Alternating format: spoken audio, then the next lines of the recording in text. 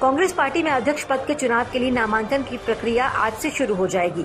अब ये साफ हो गया है कि इस बार कांग्रेस का अध्यक्ष कांग्रेस परिवार से बाहर का होगा। शुक्रवार को शिरडी में साईं बाबा का आशीर्वाद लेने के बाद अशोक गहलोत ने कहा कि राहुल गांधी ने तय कर लिया है कि उनके परिवार का कोई सदस्य अध्यक्ष नहीं होगा। सूत्रों के माने तो अशोक गहलोत 26 सितंबर को नामांकन भरेंगे।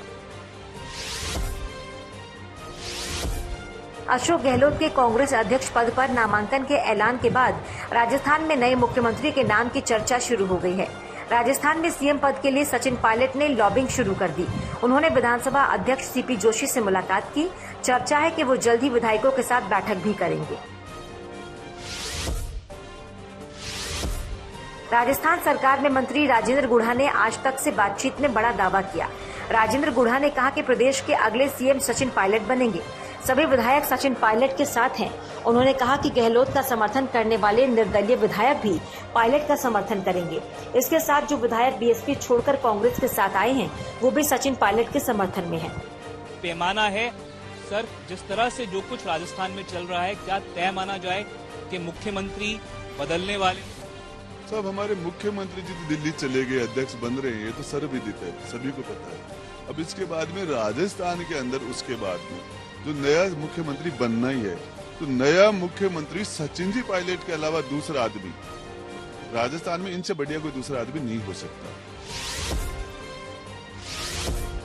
गृह मंत्री अमित शाह 2 दिनों के बिहार दौरे पर हैं। सीमांचल के पूर्णिया में उन्होंने नीतीश कुमार पर जमकर निशाना साधा और कहा कि प्रधानमंत्री के सपनों की वजह से उन्होंने बीजेपी को धोखा दिया।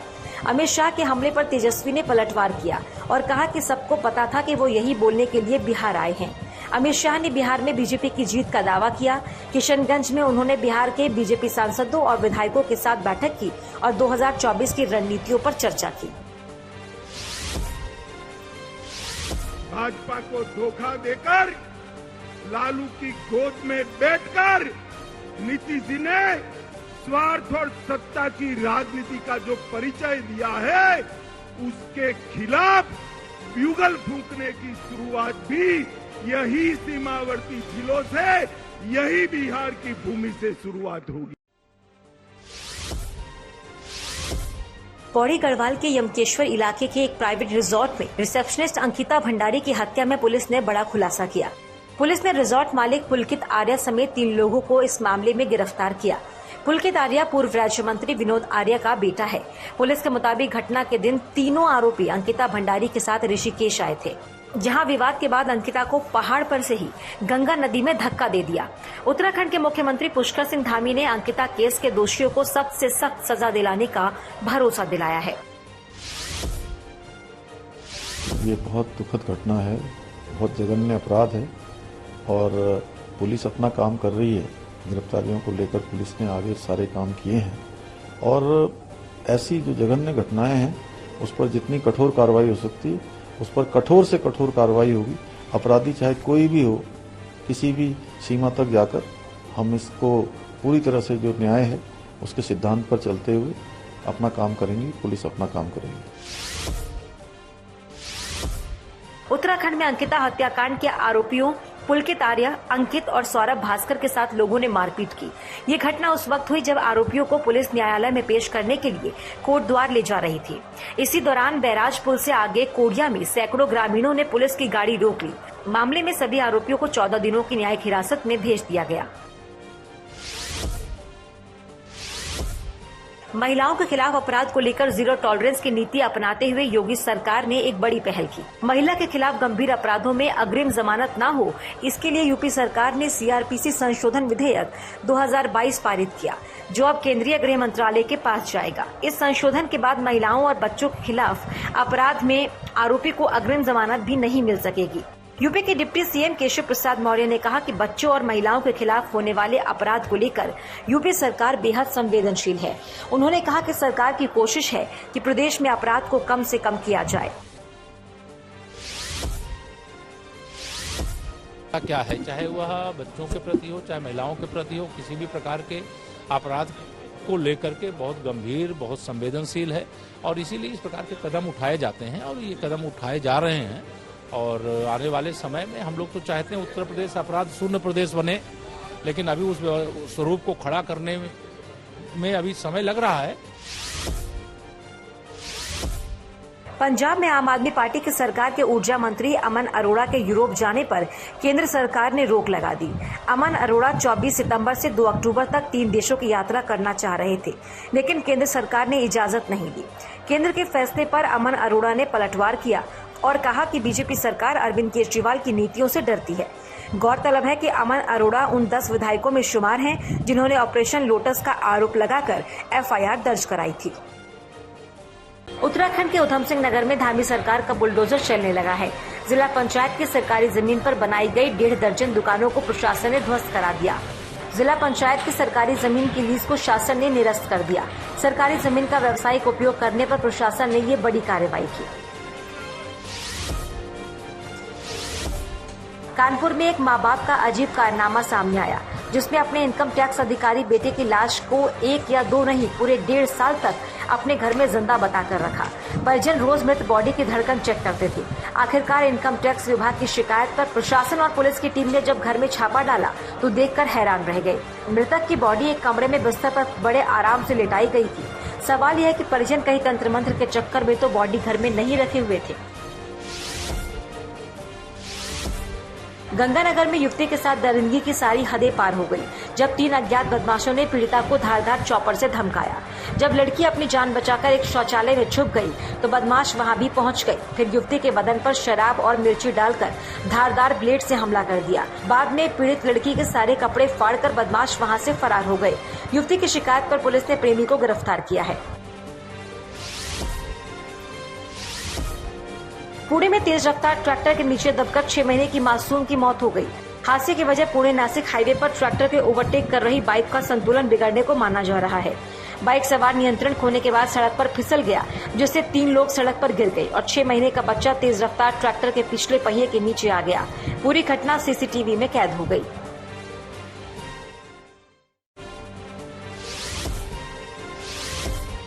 संभल के क्रिश्चियन स्कूल की 2 सिस्टर पर एक घर में जाकर धर्मांतरण करने की कोशिश और हिंदू देवी देवताओं के पोस्टरों को जलाने का आरोप लगा है। मामले में SDM और CO ने मौके पर पहुंचकर जांच की और दोनों सिस्टर को धर्मांतरण अधिनियम के तहत अपनी गिरफ्त में लिया। यूपी के फतेहपुर में पुलिस ने गौ तस्करी मामले में एक आरोपी को गिरफ्तार किया। फरार चल रहे 25,000 के इनामी गौ तस्कर को जेल भेज दिया गया। आरोपी अमीरुल हसन के खिलाफ कई मुकदमे पहले से ही दर्ज हैं। पुलिस ने उसके पास से गौकशी के इस्तेमाल होने वाले धारदार हथियार और गौमांस भी बरामद किया। पुलिस आगे की कार्रवाई में जुट गई है। नोएडा का एक वीडियो वायरल हो रहा है, जिसमें 3 युवक एक युवक के साथ मारपीट कर उसको बाइक पर बैठाकर कहीं ले जा रहे हैं। बताया जा रहा है कि तीनों युवकों का पीड़ित लड़के के साथ किसी बात को लेकर विवाद हुआ था।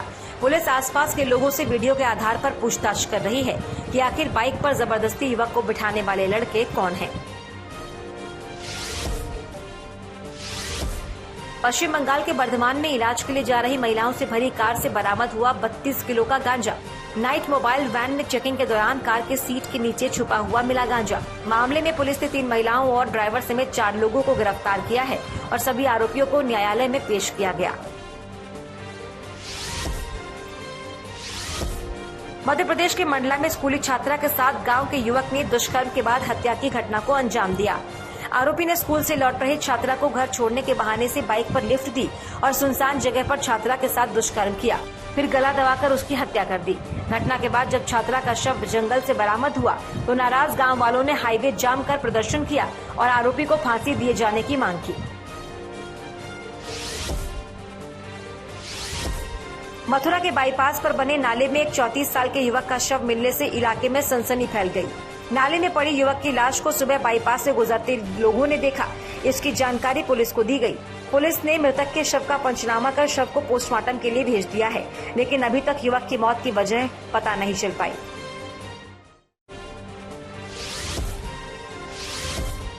हरियाणा के रोहतक में लगातार बारिश हो रही है, जिससे सड़कें और गलियां जलमग्न हो गई। शहर में चारों तरफ पानी ही पानी होने से लोगों को आवागमन में दिक्कत हो रही है। गुस्साए लोगों ने नगर निगम की कार्यशैली पर जमकर सवाल उठाए और भ्रष्टाचार के कई आरोप भी लगाए। प्रयागराज में मूसलाधार बारिश से शहर की सड़कें दरिया बन गई।